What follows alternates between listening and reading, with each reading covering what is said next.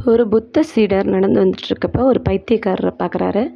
அந்த பைத்தியக்காரரை பார்த்ததும், சரி அவரை குணப்படுத்தலாம் அப்படிங்கிறதுக்காக அவர் மடத்துக்கு கூட்டிகிட்டு போகிறாரு. அந்த பைத்தியக்காரர் ரொம்ப சேட்டை பண்ணுறாரு. கூட்டிகிட்டு போனோடனே அவர் குருக்கிட்ட கூட்டிகிட்டு போகிறாரு. அந்த குரு என்ன சொல்கிறாரு அப்படின்னா, இவரை சரிப்படுத்தணுன்னா நீங்கள் ஒன்றும் பண்ண வேணாம்.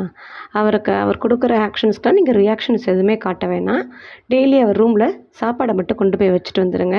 நீங்கள் அவர் என்ன பண்ணாலுமே அதுக்கு திரும்ப ரியாக்ஷன் கொடுக்காதீங்க. நீங்கள் எந்த தொந்தரவும் அவரை பண்ணாமல் ஃப்ரீயாக விட்டுருங்க. சாப்பாடு மட்டும் ஆனால் டெய்லி கொடுத்துருங்க அப்படிங்கிறாரு. இவரும் போய் டெய்லி சாப்பாடு வைக்கிறாங்க. நாட்கள் நகருது. என்ன ஆகுது பார்த்தோன்னா, ஒரு நாள் ஒரு கொஞ்ச நாளுக்கு அப்புறம் அந்த பைத்தியக்காரர் குருவை பார்த்து கேட்குறாரு, எனக்கும் தியானம் சொல்லிக் கொடுங்க அப்படின்னு சொல்லிட்டு. அதை பார்த்த சீடர்களுக்கு ஒரே ஆச்சரியம், அதிர்ச்சி. எப்பிட்றா இவர் பைத்தியக்காராக இருந்தார், கொஞ்ச நாள் நம்மக்கிட்ட இருந்தார், நம்ம எதுவுமே பண்ணலை, ஆனால் எப்படி இவருக்கு நார்மல் ஆகிடுச்சு, பரவாயில்லையே எப்படி அப்படின்னு.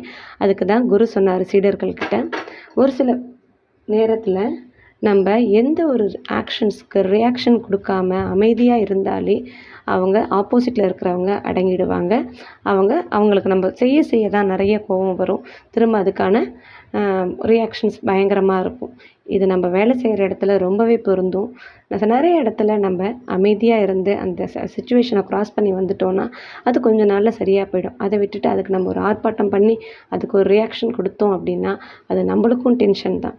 ஸோ அவங்க மாறல ஆப்போசிட்டில் இருக்கிறவங்க. ஆனால் நம்ம அமைதியாக இருந்து நம்ம டென்ஷன் ஆகிக்காமல் ரிலாக்ஸாக இருந்துக்கலாம்.